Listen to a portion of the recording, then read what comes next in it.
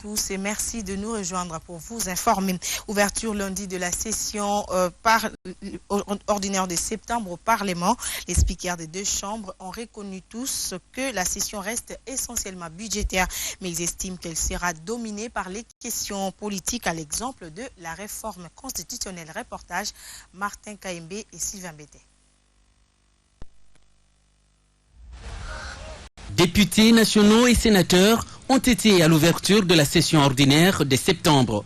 Essentiellement budgétaire, cette session s'annonce chaude et mouvementée quant aux questions politiques de l'heure, telles que la question de la réforme constitutionnelle. Dans leur discours, les présidents des deux chambres du Parlement ont annoncé les couleurs déjà.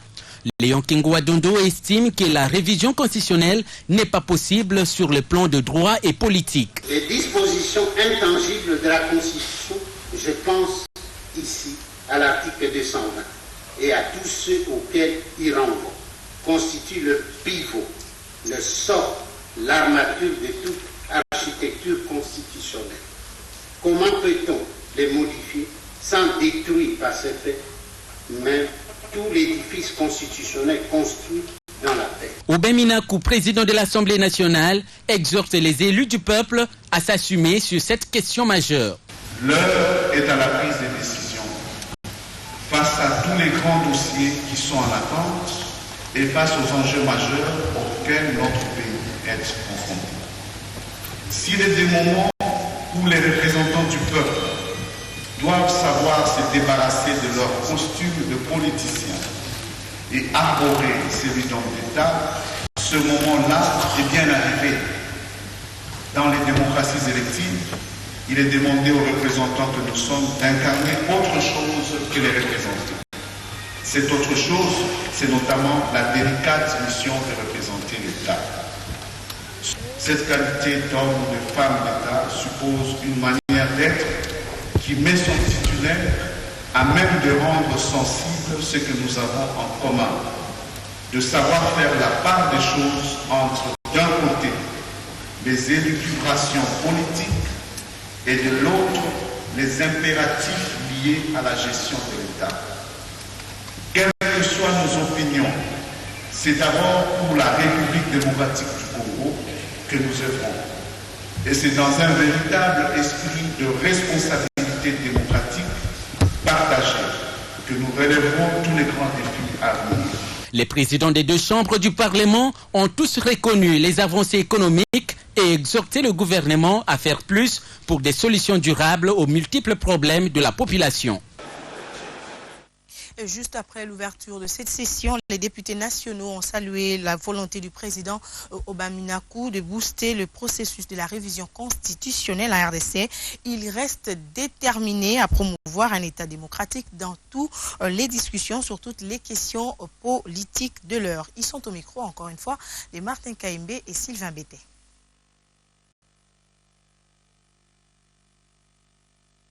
Je crois que le président de l'Assemblée nationale a été très clair, quelles que soient les formules ou la formule à trouver, il faudrait que la communauté nationale et internationale sache que les décisions se prendront effectivement au sein de cet hémicycle.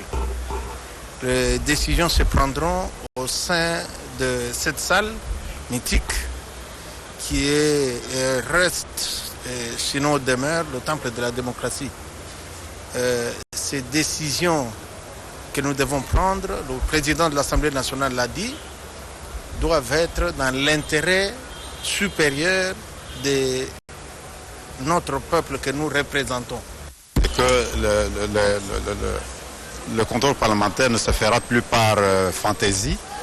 On va commencer à appliquer les sanctions à l'endroit de ces animateurs du gouvernement qui seront en train de se comporter dans l'exercice de leurs fonctions. Cela m'a beaucoup plu, d'autant plus que nous avons mené des contrôles parlementaires qui ne valaient pas la peine par le passé, étant donné des manquements graves qui étaient constatés dans le chef de certains des animateurs de ministères, mais qui ne se faisaient pas suivre de sanctions pour mettre fin à ce genre à cette manière de faire. Nous allons prendre des décisions, que ce soit dans le cadre des réformes à opérer sur la Constitution, nous devons prendre des décisions, que ce soit également sur les questions budgétaires. L'Assemblée nationale doit être conséquente, mais également quant, n'est-ce pas, à l'amélioration des conditions de vie de nos populations. Autre chose, l'archibishop Coutinho Fernando peut enfin souffler l'air d'un homme libre. Après 8 ans d'incarcération, cet homme de Dieu a bénéficié d'une grâce présidentielle. La nouvelle a rejoint les fidèles de son église. Ces derniers ont remercié le Seigneur au cours d'un culte d'action de grâce organisé lundi pour cette faveur à l'endroit de leur pasteur. Suivez ces reportages de Martin Moudimbi Kapenga.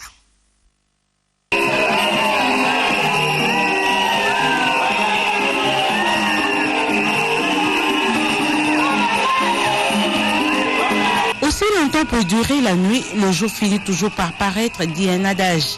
Après 8 ans de traversée des déserts, les pasteurs Coutinho Fernando peut enfin souffler l'air d'un homme libre.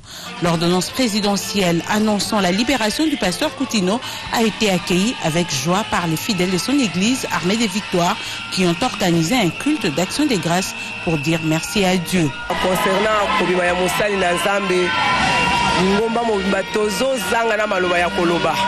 Concernant la libération du serviteur de l'Éternel, l'Église Armée des Victoires manque des mots pour exprimer sa joie. Nous remercions toute personne qui a contribué par la prière pour sa libération. Dieu nous a surpris.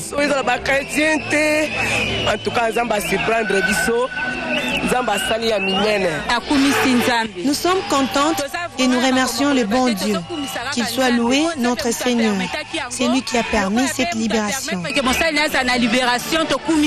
Nous remercions le président Joseph Kabila Kabonge, ainsi que Maman Olive Lembe et tous les pasteurs qui ont prié pour le pasteur Coutinho. C'est la joie aujourd'hui. Il était condamné, maintenant il est libéré. C'est la joie. C'est tout ce que je peux dire pour le moment. Le reste viendra après. Les fidèles de cette communauté ont poursuivi leur action de grâce toute la matinée de ce lundi. Et puis cette libération du pasteur Coutinho Fernando n'a pas laissé la population quinoise indifférente. Elles estiment que cette décision est salutaire et remercient le président de la République, Joseph Kabila, pour cela. Suivez. Nous saluons ce geste d'abord qui était attendu et depuis très longtemps. C'est un geste qui nous va tout droit au cœur pour voir la peine que cet homme a dû endurer en prison, mais que le chef de l'État maintenant ait accepté de lui accorder ces mesures. Nous saluons cette initiative. Nous estimons que ça détend l'atmosphère et nous estimons que le chef en fera encore mieux et autant pour les autres qui sont restés en prison. Et n'offusque que en sa qualité du père de la nation, je pense qu'il peut encore aller loin avec les autres prisonniers politiques qui sont en prison ou qui sont tombés sous tel ou tel autre coup. Pourquoi pas ne pas les relaxer et voir comment nous pouvons détendre notre environnement pour repenser l'avenir du Congo ensemble. C'est une bonne décision, n'est-ce pas, de la part du chef de l'État, parce qu'il n'y avait personne d'autre, n'est-ce pas, pour intervenir. Il n'y avait que lui. Vraiment, nous saluons, n'est-ce pas, cette décision-là. Si le pasteur Coutinho est sorti de la prison, c'est une bonne chose. C'est bien qu'on le libère, c'est un Congolais, il a droit de libération. J'aime beaucoup le pasteur Coutinho. Je suis fier du président Joseph Kabila. Changeons de chapitre à présent, célébration ce 16 septembre de la Journée internationale de la protection de la couche d'ozone. Pour cette année, l'accent est mis sur la protection de la couche d'ozone. La mission se poursuit. Le thème de cette célébration a pour but de mobiliser toutes les parties prenantes afin qu'elles intensifient l'action qu'elles mènent pour relever les défis qui se posent. À ce jour, le protocole de Montréal adopté à l'Assemblée générale des Nations unies en 1994 a réussi à atteindre certains de ses objectifs en matière d'élimination des substances approvissionnant la couche d'ozone. Et pour terminer, les États-Unis d'Amérique s'apprêtent à envoyer 3000 militaires en Afrique de l'Ouest pour tenter de contrer l'épidémie d'Ebola. Ils participeront à la reconstruction à la construction de nouveaux centres de traitement et la formation du personnel. Le président Barack Obama va annoncer ce mardi l'envoi de ces 3000 militaires en Afrique de l'Ouest pour participer à la lutte contre le virus Ebola. L'essentiel des efforts américains seront concentrés au Libéria, l'un des 3 pays les plus touchés par le virus avec la Sierra Leone et la Guinée. Rappelons que l'épidémie d'Ebola a causé la mort à 2400 personnes en Afrique de l'Ouest selon l'Organisation mondiale de la santé. Voilà, c'est la fin de cette session d'information. Merci de l'avoir suivi. On se retrouve d'ici là à 14h30.